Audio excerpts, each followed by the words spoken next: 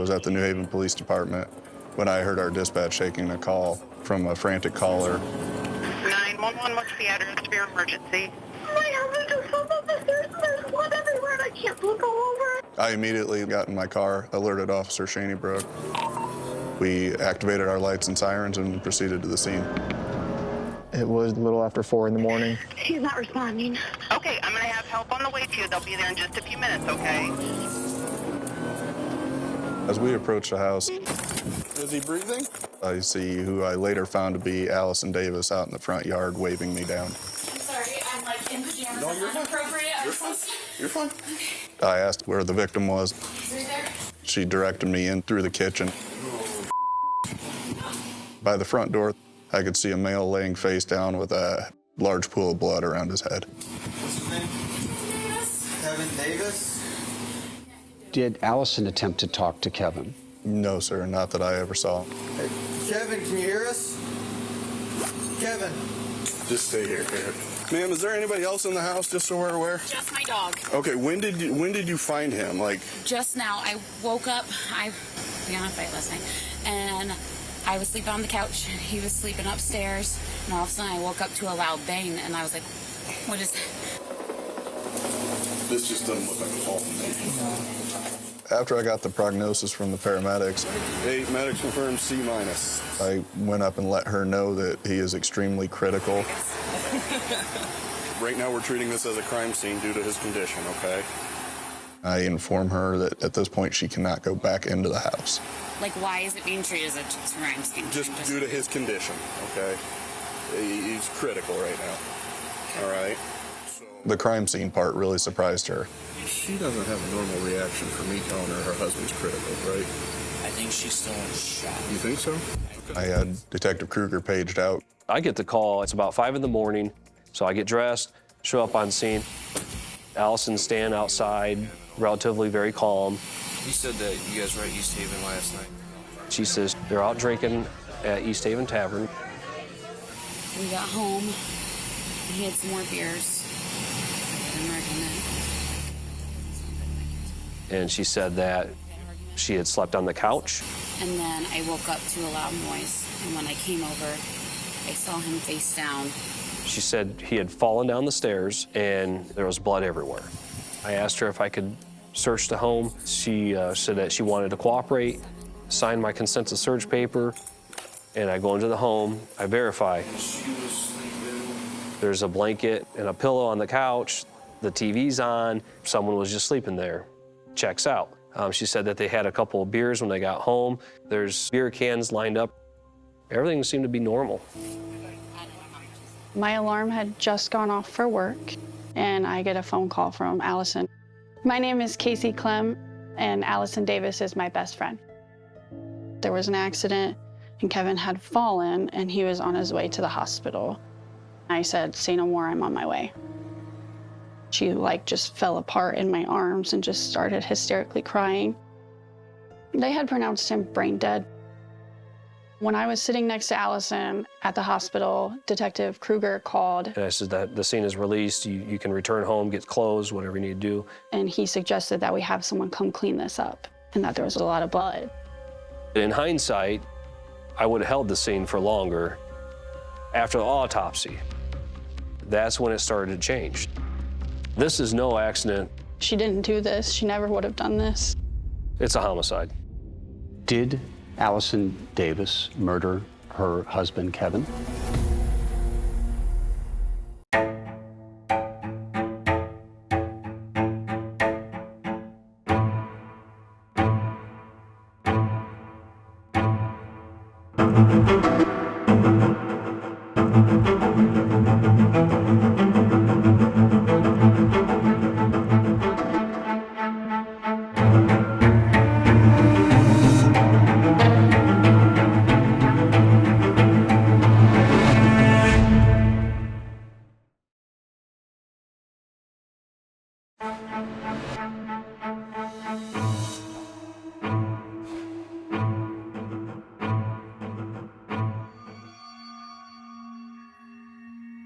August 12, 2023, New Haven, Indiana.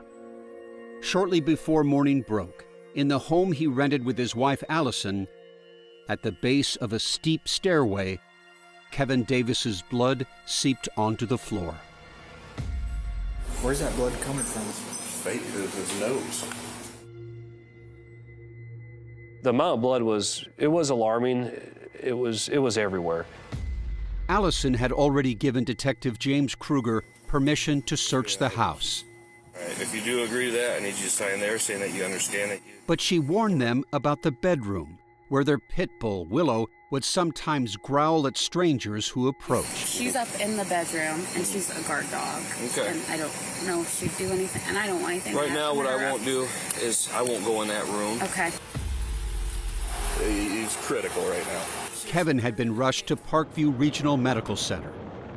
After speaking with first responders and breaking the tragic news to her loved ones, Allison also headed to Parkview. So you go to the hospital? Yes. Steve Krause watched his daughter try to will Kevin back to consciousness. Their favorite phrase for one another was babe. And Allison's up there, hey babe, you're gonna be okay. Hey babe, you know, I'm here with you. Hey babe, I love you. She had like blood on her fingernail cuticles and on her phone. I could tell she had been crying, but she kind of just looked like in shock. Her best friend, Casey Clem. They had her in like a little small waiting room with a chaplain, and I was trying to calm her down to ask questions, you know, like what was going on. Back at the house, Detective Kruger lifted restrictions and cleared the bloody scene. It was horrific, but at this point, he believed it was an accident. Maybe he took a head plant down the stairs. I don't know. I wasn't there. The detective said, I think we're done here. Allison stayed at the hospital, but back home, all that blood needed to be cleaned up. You don't think about that, right? Like who cleans it up? I said, well, I will go do it. You had permission to do this? Correct. Permission from the lead detective in this case? Correct. How upsetting was this process of cleaning? Well, it's very upsetting. Sometimes I'd become overwhelmed and need to gather myself to finish what I'd come to do. Including tending to Willow, who had been left upstairs in their bedroom with the door closed. Allison was concerned that the dog hadn't been left out. They had no children, so the dog was like a child. Throughout that frantic morning, Allison and her family quietly prayed. I'm praying, Kevin, just, wake up, wake up. You look like you're sleeping, just wake up. Kevin and Allison were part of a tight group of friends who were regulars at the East Haven Tavern, where Jody Espy and Jessica Eckwright take care of the crowd. Our customers become our family around here. The news that Kevin was in critical condition hit hard. Everybody was just talking like, oh my gosh, he was just here. That's so sad. Kevin and Allison had been at the tavern just hours earlier. It would hard not to be a friend of Allison's because she just made everybody feel like you mattered. Kevin, a skilled landscaper, had a big personality that matched his big heart. Kevin Davis was just a nice guy, always hardworking, ready to help anybody out at any time. Close friends Todd Spessert and Jason Young scrambled to see Kevin. We all met at the hospital. Yeah. We talked to Allison and her parents. She had been crying, but she was holding back. She was a mess. She was devastated. Yes. Yes. The scene was overwhelming. Yeah, he's brain dead. There's nothing left in there. God, just a few hours earlier, he was sitting right over here, right? Correct. Do you say anything to Kevin? Oh, yeah. I told him, it's like, I feel really bad about this, and it shouldn't have happened, and wish you were still here. And did you have a chance to say goodbye to your friend? Yeah, I said goodbye there. Yep. And then they were talking about, donating his organs and stuff. I was like, wow. He was an organ donor? Yes, correct? yes. She was very proud of him for that, too.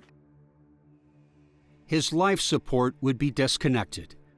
Soon, 40-year-old Kevin Davis was gone. At 33, Allison was a widow. They were just happy type of couple that would dance in the kitchen to music together, just the two of them. Like, that's just who they were. They were great together. It shook their friend, Deontay Bristol. I was just holding back tears because we were just hanging out. Like, I was just hanging out with this guy. It's devastating, not just because he's no longer here, but the circumstances surrounding it are traumatic. It had to be an accident. Nobody ever thought it was anything but a fall. And that's what Detective Kruger concluded too. I just didn't see any need in a small department to tie up all our resources and hold the house for an accident scene. But the scene did raise questions. Despite a huge amount of blood, first responders didn't see any lacerations on Kevin's head. I was just told that he was bleeding out of his nose and mouth. There was no obvious wound on the side of his head. That same day, a doctor here at Parkview treating Kevin felt compelled to speak up. One of the doctors of the ER staff had some concerns with his injuries. The CT scans showed internal wounds, multiple skull fractures. She also noted bruising to his face and scalp and concluded Kevin's injuries were not consistent with a fall down a stairway. That definitely raised some red flags in my mind. She alerted the coroner's office, who ordered an autopsy. When did this accident scene become a crime scene? After the autopsy. Once they told me that he had a crushed-in skull, definitely is not consistent with a fall from the stairs. That's when I started digging a lot deeper into this case.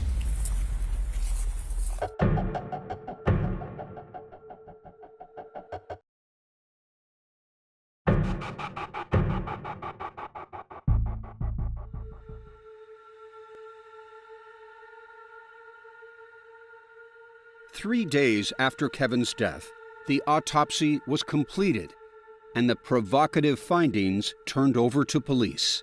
I get the autopsy report saying that his skull is crushed in, definitely is not consistent with a fall from the stairs. But Kruger says it is consistent with a violent physical beating. And you now are going, we may have a homicide on our hands, right? Right. You have a suspect in this case. Yeah, Allison's definitely our suspect. You have two people in a house, one is murdered. It seemed a routine step to launch the murder investigation of Alison Davis. But the New Haven Police Department had a huge challenge, created by its own decision. By releasing the scene, that meant family members could That meant re-enter anybody, the house. yeah, the house is back to her. But when people other than law enforcement enter a house, once it's been released, there's a problem, right? There can be contamination of a crime scene. Yeah. The day after police received the autopsy, 4 days after Kevin's death, Detective Kruger got a search warrant. That same day, and the next, he returned to the house, a body cam rolling. I have a couple more search warrants here, okay? First one is I gotta take your phone from you, okay? Police had been looking for more evidence, including a possible murder weapon or traces of blood. But by then, Allison's dad had already straightened up as best he could. I basically cleaned up the area that I could visually see blood, and it was around where Kevin was on the floor. It's right there at the bottom of the steps. So if I can gather the phone first. Allison shared with Casey a growing unease she couldn't shake. She was really upset that they took their phones, Is that password protected? because that was a lot of their memories, pictures to look back on.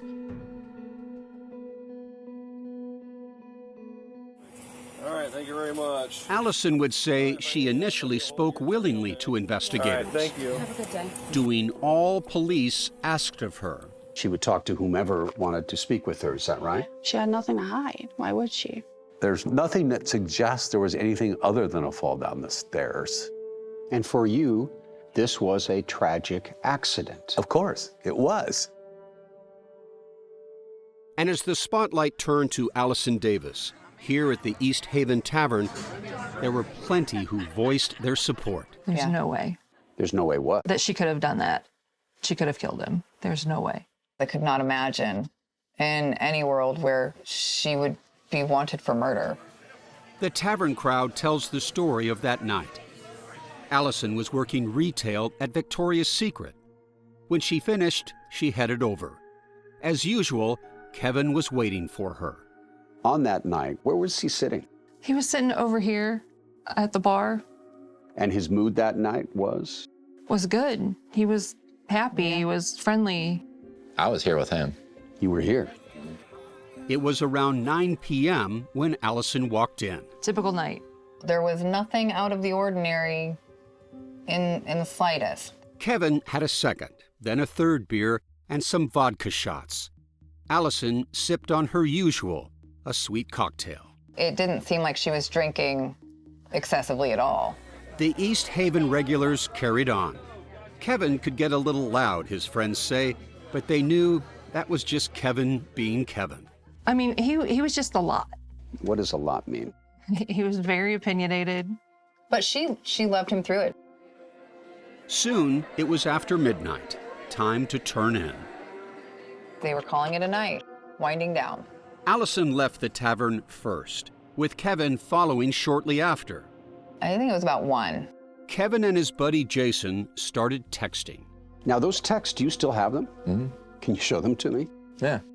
You can just start here. You just start scrolling through. So this starts at 1:11 a.m. Jason asked, "You guys make it back?" Kevin responding, "Oh yeah, sorry, LOL." A moment later, Kevin confides, "Yeah, we are good, bro. I'm just listening to music, LOL." Just being funny, you know, all that was basically going on till about 2:31. But Casey says Alison told her it was late, and she had told Kevin to quiet down. She was tired, and all she wanted was to get some sleep. She said, "Kevin, I have to get up early for work. I'm going to go downstairs and sleep if you don't stop. I need to sleep." Kevin sent Jason a seemingly innocent text. And he says, "I'm putting my phone on silent, laugh my ass off, gotta go to bed, the wife." The wife. After the autopsy results came back and Detective Kruger got Alison and Kevin's phones, he studied that text and the ones before it. He thought they didn't seem innocent at all. He was obviously annoyed at her about something. Remember, Alison had told first responders that they'd had a fight. I woke up, I began a fight last night. Who knows what was said? It obviously aggravated her. This is a wife that lost it and beat her husband to death. There's nothing to suggest that Alison did anything. This is just strictly an accident.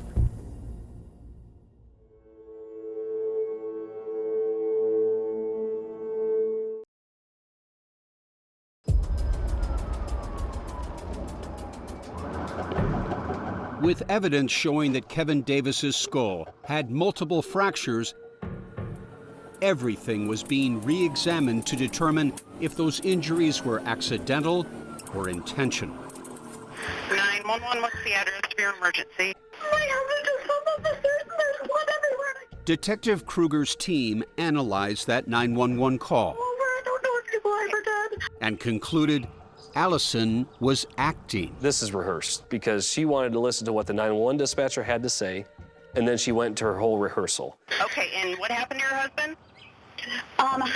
He fell down the stairs just now. I was sleeping downstairs. All of a sudden, I heard a loud noise. She never asked them to hurry up. Almost every 911 call you listen to, "Hey, hurry up, I need you now." You know, this call is about her. It's not about Kevin. Hey, Kevin, can you hear us? And even as their body cams rolled, Hetrick and Shanybrook questioned if Alison was genuinely concerned as Kevin lay dying. Typically, based on your experience, how is a spouse reacting in a situation like this? Usually just absolute panic. And when EMTs lifted Kevin, brain dead, into an emergency vehicle... Did she attempt to get into the ambulance? Not once. Not once. Was she crying? I don't ever recall witnessing her cry. But they say they did hear her laughing. We both noticed it. When she was also talking to the paramedics, my body camera captured her kind of laughing with the paramedics. Is there somewhere we could get clothes for you? I mean, because you can't. Oh, sure. Yeah, that's the problem right now, like I said. I mean, it is what it is at this point. Okay, okay. Also strange to police was what they observed at the bottom of the stairs. This just doesn't look like a fall to me. If he fell down the stairs, why wasn't he more either wedged up against the doorway, not laying perfectly flat in a horizontal position? It's almost like he was laid down at that base of the stairs. It didn't make sense. Police would come to think they knew why. It didn't add up to a tumble down the stairs. What did it add up to you? Blunt force trauma. A beating, police say, several severe blows to the head, until Kevin's skull caved in. Right now we're treating this as a crime scene due to his condition, okay? All right? Police uncovered something else. Alison told different stories as to where she and Kevin were sleeping. Remember, first responders heard this story. We were on a fight last night, and I was sleeping on the couch. He was sleeping upstairs. But that's not what investigators say Alison told Kevin's mother, Alta Beers. Alta tells me that Alison told her that they were in bed together. I said, okay, that's interesting. She had told you she was on a couch. Yeah, completely different. Kruger says Alison didn't share with Kevin's family just how critically he was hurt. She's minimizing this entire situation, especially to Kevin's family. Why do you suppose Alison minimized his injuries? Because she caused the injuries. That's why she minimized them. She's caught lying. The detective's theories, the 911 call, faked. Alison's behavior, unnatural. Kevin's body, it had been moved. It looks to me like he's been positioned in a way that does not consistent with falling down the stairs. Prosecutor Tessa Helge teamed with Kruger and the doctors who had treated and examined Kevin. So your experts are looking at a man that they believe basically was beaten to death. That's exactly what they believe. Beaten by someone. Right. And that someone you believe was? Alison Davis. But the prosecutors sensed the investigation faced some serious challenges. Where's the murder weapon? It's a great question. And what triggered this? Between them? I don't know. I wish I knew. But Helge and Kruger became convinced they had learned something important about Alison and Kevin's marriage that could suggest a motive. I spoke with Kevin's mother, Alta, and she had informed me that they were having some marital issues. You know, a domestic relationship that has gone bad. It is on the rocks. And remember these texts from the final hours of his life between Kevin and his friend Jason Young? He said, I'm putting my phone on silent, laughing my ass off. Gotta go to bed. The wife. Gotta go, the wife. Investigators suggested that message reflected tensions in the marriage. Jason believes that's ridiculous. Did he ever say to you, my marriage is in trouble? No. She would have told me if there was something going on, and never was that hinted. Alison's supporters say she was just being honest with investigators when she mentioned the argument. We were on a fight last night. But with detectives bearing down on her, Alison had stopped talking to them about her marriage or anything else. She went completely silent after that, and the cooperation stopped. Over with. Yep. On October 17th, 2023, after 2 months of investigation, police declared Kevin's death a homicide. And 2 months after that, a warrant was issued for Alison's arrest for the murder of her husband. I mean, this is unbelievable. So we get a recommendation for criminal defense team in Indianapolis. Andrew Baldwin and Max Wiley. I spent quite a bit of time with her, and she's a wonderful person. 3 days before Christmas, Alison Davis walked into the Allen County Jail with her parents. She said, I'm Alison Davis, and I'm here to turn myself in. Did they handcuff her right in front of you? Yes. Do you believe Alison Davis had anything to do with her husband's death? No. Wiley and Baldwin thought they knew exactly why cops hadn't found a murder weapon. Because there was no murder. What was the instrument that you believe caused Kevin's death? the banister at the bottom of the stairs.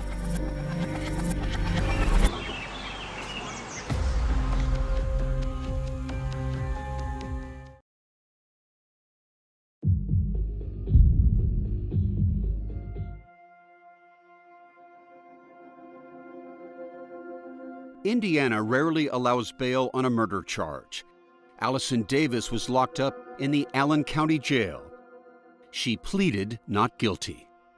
We know Alison, and we know she isn't capable of what they accused her of. Does she have a temper? No, she never has a temper. Does she have a criminal record? No, she does not have a criminal record. Her father, Steve, hoped he'd given Alison tools to survive behind bars and face the anxious wait until her trial. Our family is faith-based, and Alison leaned on that faith. It was so hard. Casey Clem searched desperately for a way to help her friend. It's like, there's nothing I can do for her except pretend to be strong and remind her that I'm here. While loved ones missed Alison, she told them that she missed Kevin. You know, she would say, I haven't been sleeping because I just keep seeing it in my head and I just miss him and I want him. And, you know, she would talk about how all she wants more than anything in the world is to just hear him call her babe again and hold her.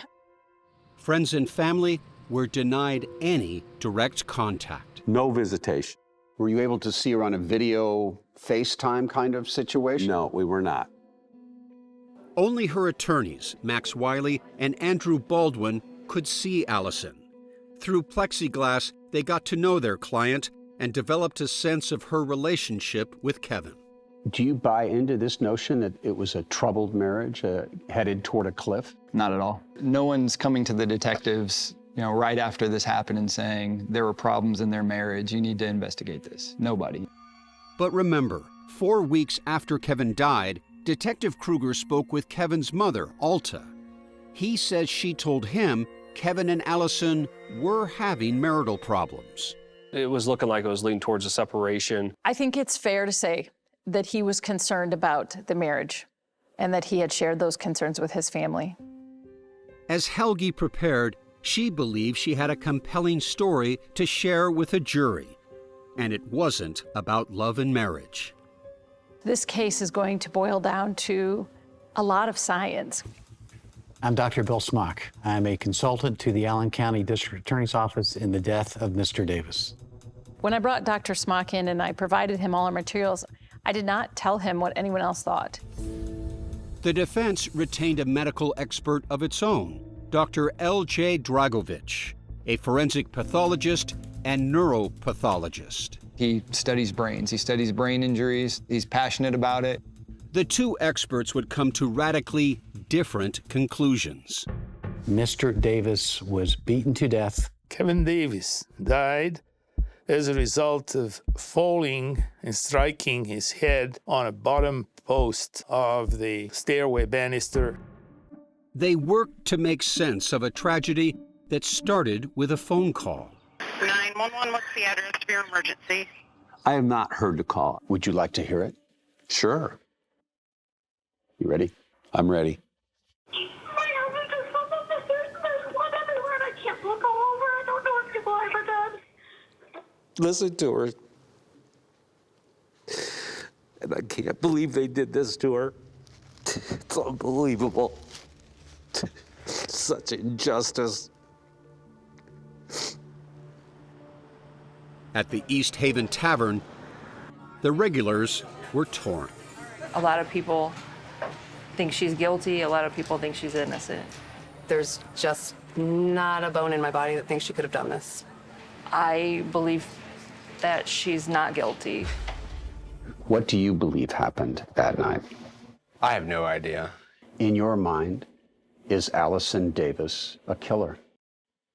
I don't know. May 5th, 2025. Alison has been locked up for 17 months. The trial starts tomorrow. Morning, May 6th. Former Detective James Kruger, now Police Chief Kruger, after a promotion, heads to court. I'm anxious. What's at stake today is either Kevin Davis gets justice for what was done to him, or we let a murderer walk free. And I just, kept thinking, what evidence do they have to say that Alison murdered him? And there just wasn't anything. Kruger admits the investigation was flawed, but he isn't making any excuses. I was responsible for gathering the evidence, making sure everything was completed. If something got messed up or I missed something, that falls on my responsibility. That's my baby.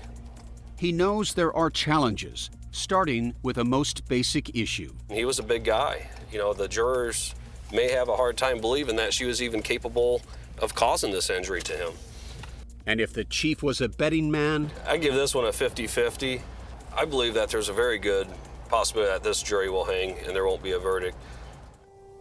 At the Allen County Courthouse, both sides are set to go. The prosecution has no murder weapon. The prosecution has nowhere to hide from this paltry evidence that it's about to present to you. There's no doubt that Kevin was murdered. And like Kruger, Helge knows this case is a tough one. So many people think Alison Davis simply could not be a killer. That's not Alison. That's not who she is.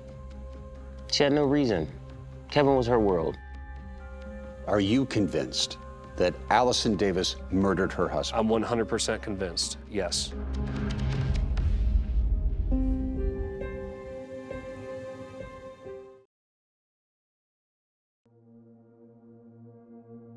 Fort Wayne's historic courthouse. Alison Davis is on trial, charged with murder. No cameras inside. 48 Hours is allowed a sketch artist. Investigators, doctors, loved ones testify. But all eyes are on Alison. And what do you see on her face? I see love. But it isn't love. It's forensics that define this trial. Drs. Smock and Dragovich and their radically opposing theories. Mr. Davis sustained blows to the head, not just on one side, but on the back and the left side as well. At trial, Smock presents this CT scan highlighting Kevin's injuries, the multiple fractures to his head. What that says is that Mr. Davis sustained multiple blows to multiple areas of his head. I told the jury that Mr. Davis was the victim of a homicide. He did not fall down those stairs. He believes Alison wielded a weapon that was never found. For example, a kettlebell, a weight. It certainly could be the end of a baseball bat. Kevin Davis was not killed as a result of impacts by baseball bat. He suffered only one impact to the head as his head slammed into that post of the banister. That one impact, Dragovich says, led to multiple fractures. He says the same impact then caused Kevin's brain to ricochet inside his skull. The shattered bone fragments acted like shrapnel, tearing Kevin's brain. They claim that Kevin was beaten. They got it wrong. I would say Dr. Dragovich got it wrong. Dr. Smock says, just look at the police body cam video. The banister post appears clean. There's no evidence Kevin's head struck it. There was no blood, no tissue, no hair on the top of that banister. But remember, Dragovich argues the post is clean because Kevin's injuries were internal. Kevin never had any open wound anywhere on his body. Blood that was found by first responders was on the floor, beneath Kevin's body. It came from his nose and mouth. According to the defense, his skull hit this. And if you want to follow me down here, Peter. Chief Kruger tells us what he believes happened to Kevin. I believe that he made some comments to Alison, who was laying down here on the couch. And he's walking away from her. He's walking away from her. And Alison grabs an object. He takes a blow to the back of the head. Legally intoxicated and immobilized by more blows. And somewhere in this area is where he loses it and falls. Investigators believe Alison dragged 219-pound Kevin across a portion of this floor. Miss Davis sees these stairs and says, well, this is my scapegoat. I can make it look like this is an accident. And he was pulled just enough to make it look like he fell down the stairs. And Kruger says there's more evidence of Alison's guilt. Kevin's cold body temperature. Core body temperature was 91 degrees. Dr. Smock says he knows why. Kevin Davis was lying there for at least 2 hours before 911 was called. Hey, Kevin, can you hear us? But in his testimony, Dr. Dragovich counters. Kevin's low temperature is due to something else. The impact with the post destroyed a key part of Kevin's brain. It's called the hypothalamus. That part of the brain is the actual thermostat for the body. The result? Your body temperature is out of control. It's kaput. There are so many inconsistencies with that theory. So I came up the stairs. Kruger took us upstairs to that bedroom Willow the pit bull shared with Kevin and Alison.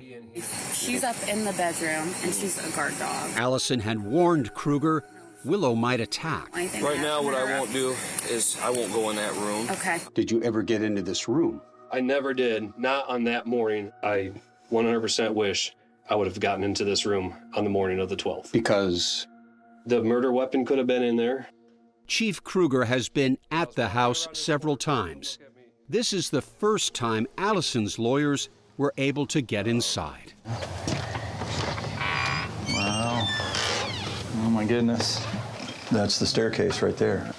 And there's the post. So you hit that and you end up, your feet over here. Let's see how steep these stairs are. They are really steep, aren't they?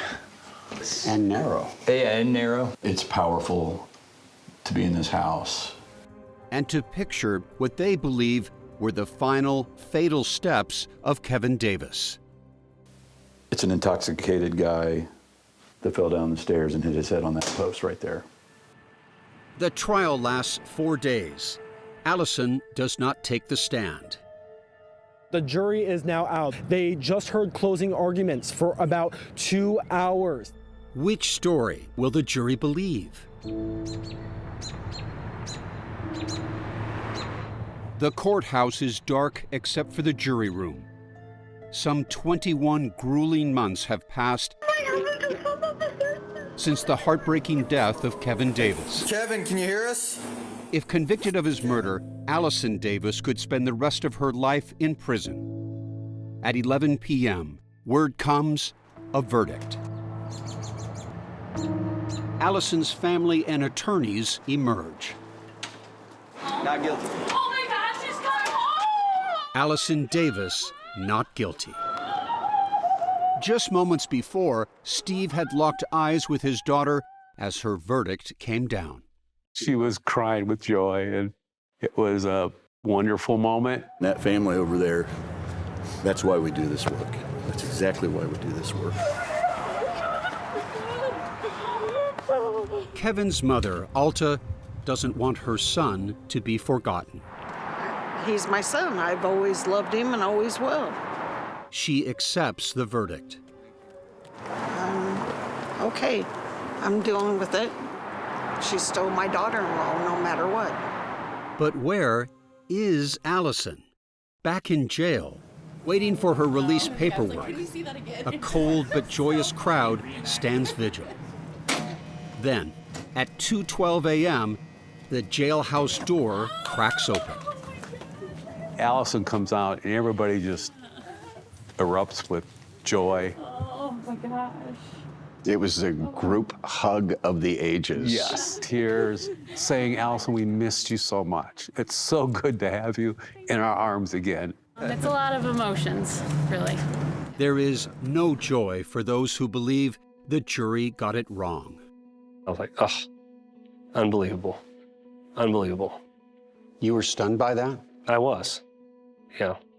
48 Hours spoke with this juror who asked us not to show her face or use her name. Well, the prosecution didn't have a strong case. Like there was no weapon, there was no, this is where she did it and how she did it. The prosecution's theory had a lot of holes. And the jury believed the theories of Dr. Dragovich. He explained everything in very clear terms that we could understand. And it just made sense. It made sense to the injury. For the family at East Haven Tavern, a bittersweet celebration.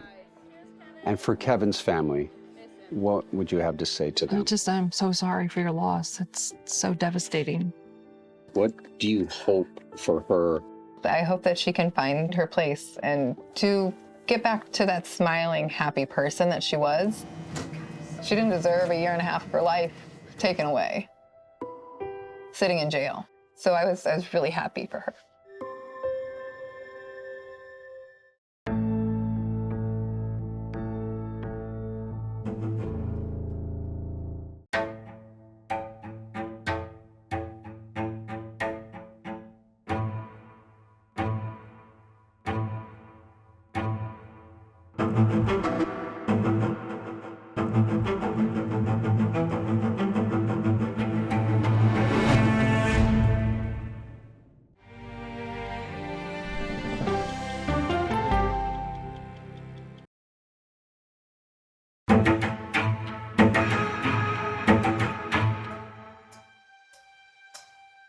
Welcome to Postmortem. I'm your host, Anne-Marie Green, and today we are discussing the case of Kevin Davis. Now, in the early morning hours of August 12, 2023, Kevin's wife, Alison, called 911 and said that she woke up to a loud noise and she found Kevin at the bottom of the stairs.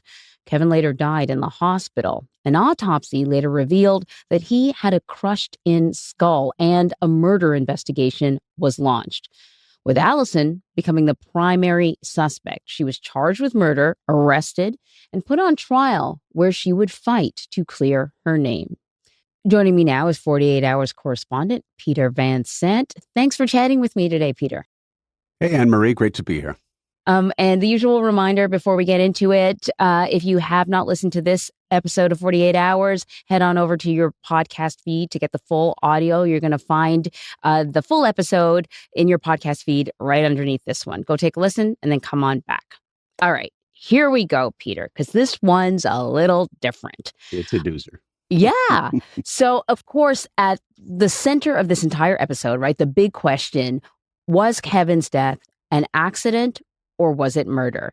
And we see sort of very early on, people interacting with Alison are interpreting her behavior differently. She's speaking to first responders, and they have very different assessments of what they're seeing. And you guys actually played some body cam footage of that. That's right. And these two first responders that are of particular interest here, they are trained to observe anything suspicious at a crime scene, as well as trying to save a life. And so they focus on how things are said. And at the Davis house, the first two responders were standing by an ambulance, and one officer said, "She doesn't have a normal reaction for me telling her husband's critical, right?" And the EMT said, "I think she's still in shock." That shows you the range of interpretation as you look at these people. But having watched all of that video, there were some very odd moments. Alison apologized for wearing pajamas. Now, the normal reaction would be, "Quick, he's in here. Quick, as fast, follow me." But she apologizes about what she's wearing. She talked with people at the scene. That struck some as very, very odd. But a lot of the people who defend Alison's behavior say she was raised to be extremely polite, and this is how she speaks. She will always say thank you to people and whatnot. You know, in watching The Hour, the only time that it sort of struck me as odd was that little laugh talk that we saw. But as I listened to you kind of put it all in line for me, like list it all, what comes across to me is someone who's a people pleaser almost, that you sort of mimic the reaction that you're getting from other people and you say thank you and you apologize for being inappropriate. Like that's how it actually comes across to me. Well, you know, the laugh talk that she did, I've covered so many hurricanes, and you'll walk up to someone and their house has been destroyed. "Is this your house?" And they'll go, yeah, this is it. There's not much here, is there? The laugh talk. I think that's a stress reaction in some people, that it is an involuntary emotion and that laugh talk occurs. That's what I was thinking about when I watched that. And also keep in mind, her friends said that later she was incredibly emotional. She was crying at the hospital. And her dad said that Alison, she compartmentalizes because she knew she had to be calm to help Kevin. And Alison's defense said that, well, if she committed a crime and had rehearsed a story, why would she have forgotten to act sad on the police body cam video? Right. So there were some questions about the 911 call, and I want to play that. 911, what's the address for your emergency? My husband just fell up the stairs and there's blood everywhere and I can't flip all over. I don't know if people ever did. Okay, I can't understand what you're saying. Take a breath for me. I'm sorry. What's your My address? husband just fell down a plane. Okay, and what happened to your husband? He fell down the stairs just now. I was sleeping downstairs. I heard all of a sudden, I heard a loud noise. I'm trying to take longer, deeper breath. I heard a loud noise.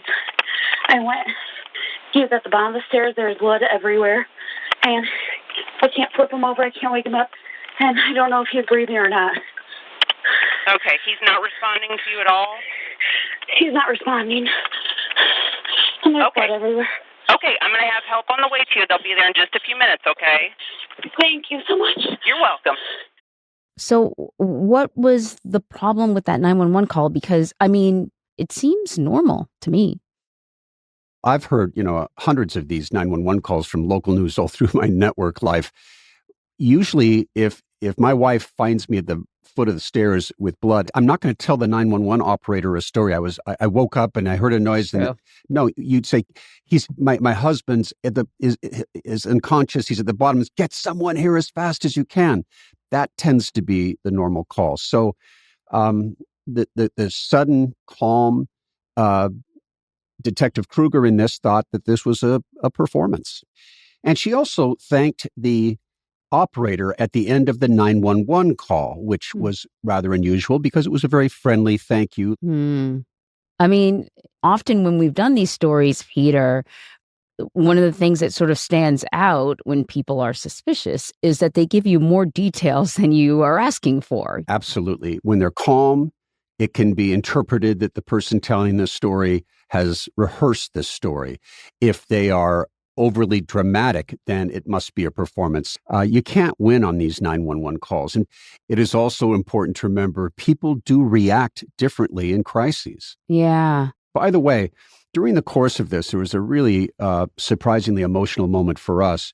Alison's father had not heard the 911 call, and I turned that on. His head just went right down into his hands. Yeah. He all but collapsed. He started crying. I would call it even sobbing. And for him, this was his daughter. This was completely genuine. This was heartbreaking. This was real. He did hear the change to the calmness. Okay, I've got my breath now, and her telling the story. But he said, that's my daughter. That's the way she talks. Just as an aside, I was so impressed by him. I thought he was sort of almost the MVP of that whole hour. Often you see moms, and so it was good to see a dad defending his daughter, and I wondered how he was remaining so unemotional, and then we saw the emotion bubble over. Absolutely, yeah, and he's someone you trust implicitly when you hear him speak. Yeah, and he didn't show an instant of doubt about his daughter's innocence. Okay, so after first responders arrive, and police decide not to enter the upstairs bedroom. And they do that because Alison says that their pet pit bull is up there, and the pit bull's a guard dog. I still didn't understand. I understand why maybe they wouldn't want to go up there without her, but they could have gone up there. Yeah, that's an obvious mistake because there could be important evidence inside that room. She had warned him that, there's a pit bull on the other side. That's obviously a deterrent. But Alison had signed permission for them to enter the room, and she did offer to move the dog. And Detective Kruger because he initially, much too quickly, believed that Kevin's death was an accident, he now believes that, who knows, the murder weapon might have been in that bedroom with the dog. And of course, he regrets not going in. Yeah, I can imagine. Detective Kruger also cleared the crime scene. So even if he might have suspected that there was no foul play, why not at least wait till the autopsy? Especially since officers at the scene seem to really question Alison's behavior and certainly the amount of blood at the scene. This was an enormous blunder. There is a reason why police have crime scene tape to seal off that crime scene. There is no hurry to give it back to a family. You have to do your CSI work there and take the time. I'm working on another case right now where it was months before the death scene was cleared by police. And Detective Kruger said the New Haven, Indiana Police Department, they're a small town outfit. They have limited resources and expertise. And Kruger said he just didn't see the need to tie up all of their resources and hold the house for what he thought was an accident scene. They eventually called the Indiana State Police because they have many more resources, right? But by the time they got there, the house had already been cleared. That scene has now been contaminated, and whatever they found would have been challenged in court. So then what evidence did investigators actually have against Alison?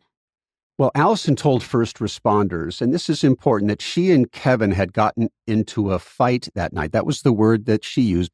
And that played into the investigators' belief that she hit Kevin in the back of the head with an object, because they think, well, if there was a fight, there was emotion, and she may have lashed out at him.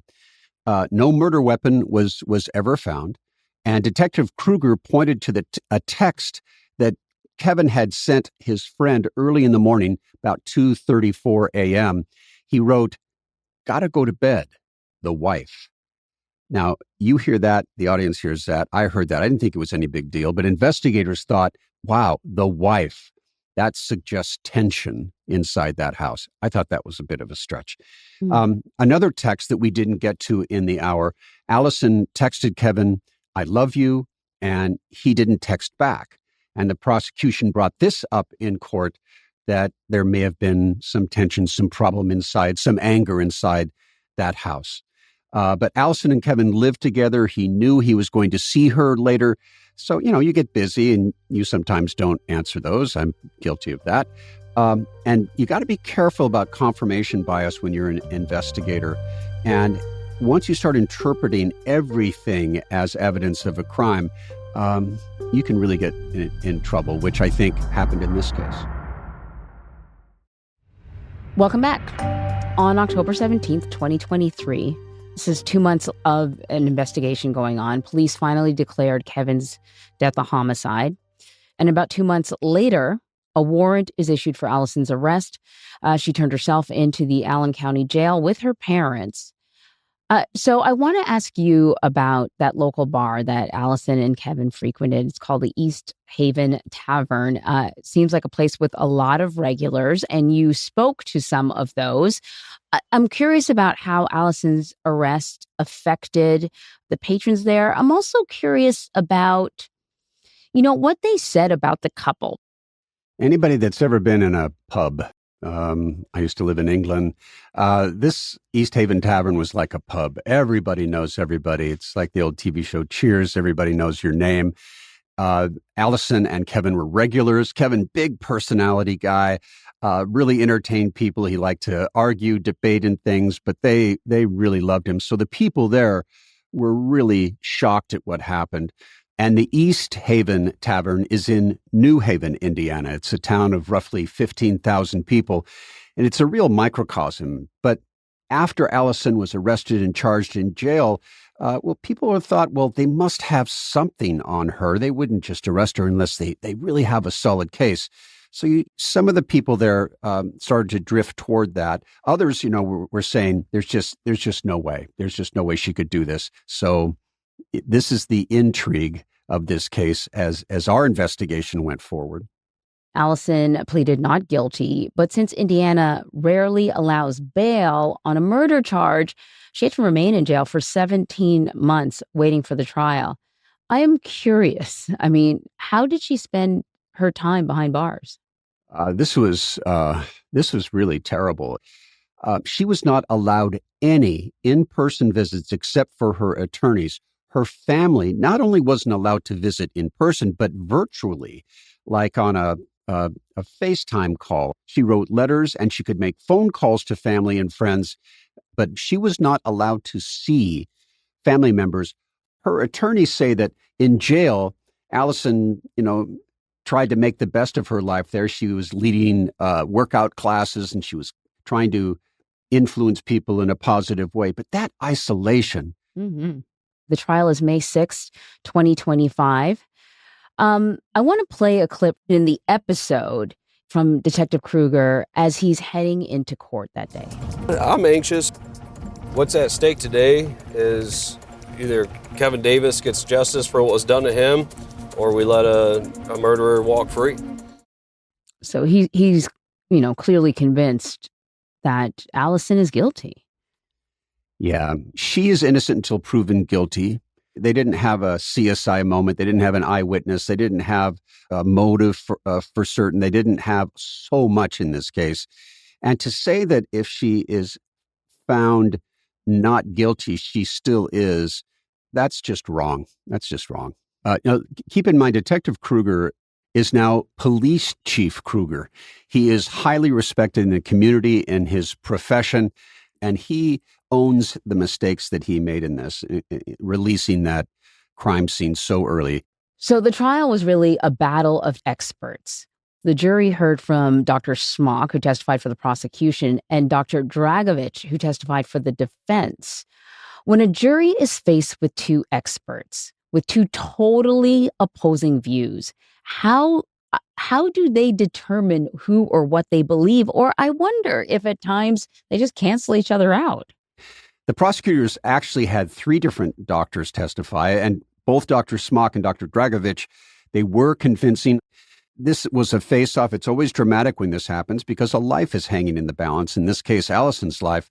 We also interviewed them, and they had a lot of additional material for us about this case. Dr. Smock, the prosecution's expert, said that Kevin's CT scan showed multiple fractures to multiple areas of his head, and he believes that Alison wielded some sort of a weapon, a blunt object, to beat Kevin that was never found, that he didn't fall down the stairs, but he was attacked. Dr. Dragovich, who testified for the defense, said that the injuries and that fall and all of that was the result of one impact to Kevin's head that led to multiple fractures. He believes that Kevin fell and his head hit the banister, which caused Kevin's brain to ricochet inside his skull. He made a compelling case that one single impact would not necessarily cause any open external wounds or blood marks on the banister. There weren't any cuts on his head. We, the 48 Hours people, were a bit overwhelmed trying to figure all of this out. And so we really laughed out loud when the juror that we interviewed after this case in our interview said that they found the expert testimony to be easy to follow and clear. Really?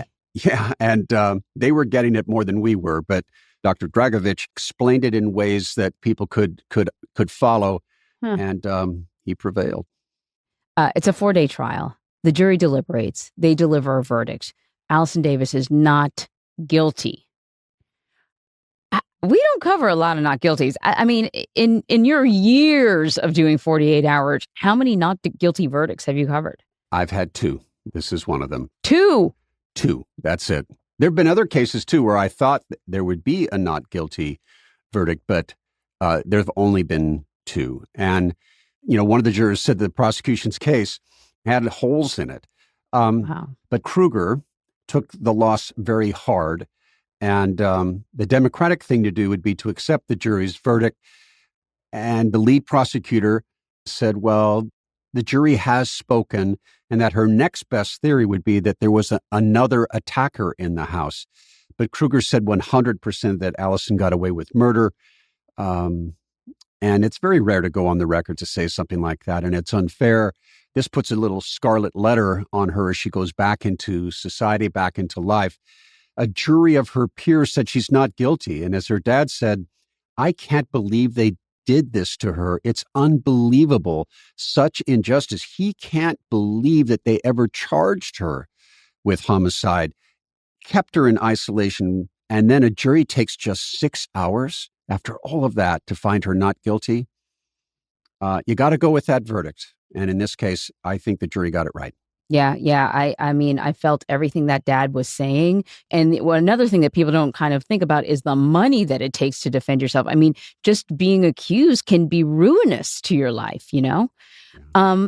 So then that brings me, because the one person that we're all, as a viewer, waiting to hear from in that hour is Alison.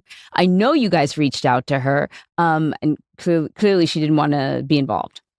Now, she's left New Haven and is living with her parents. We did reach out. She declined. We understand that. It wasn't long after she had been acquitted that we put in this request to her. She not only lost a husband, she was accused of murder, spent 17 months in jail. But Alison, if you're listening out there, in my mind, and I believe in the public's mind now, you are an innocent person, and I wish her all the best in life. And the fact that her father participated, I assume that she gave her blessing, and he represented her very, very well. Absolutely. Well, Peter, thank you for participating in this podcast. This was an unexpected ending, because 48 Hours doesn't always end like this. And, I'm really happy that Alison is rebuilding her life, because there's a lot more life to live for her. All the best to you, Alison. And if you like this episode, of course, please rate and review on Apple Podcasts or Spotify.